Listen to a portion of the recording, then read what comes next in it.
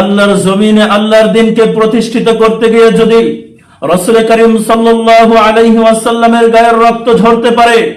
আল্লাহর জমিনে আল্লাহর দিনকে প্রতিষ্ঠিত করতে গিয়ে যদি রাসূল করিম সাল্লাল্লাহু আলাইহি ওয়াসাল্লামকে নিজের মাতৃভূমি ত্যাগ করতে হয়, আরে আল্লাহর জমিনে আল্লাহর দিনকে প্রতিষ্ঠিত করতে গিয়ে যদি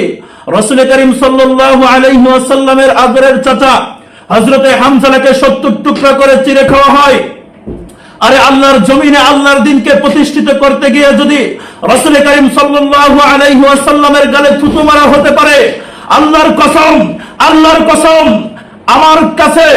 রাসূল করিম সাল্লাল্লাহু আলাইহি ওয়াসাল্লামের শরীরের চাইতে আমার পিতামাতার শরীর বেশি দামি নয়, রাসূলের মাতৃভূমির চাইতে আমার মাতৃভূমি বেশি প্রিয় নয়। আল্লাহকে সাক্ষী রেখে আজকে এখান থেকে সবাই বলে যাবেন, হে আল্লাহ, প্রয়োজনে আমার জীবন চলে যাবে, এক বিন্দু রক্ত থাকা অবস্থায় আপনার জমিনে আপনার দিনকে ভুলণ্ঠিত হতে দেব না।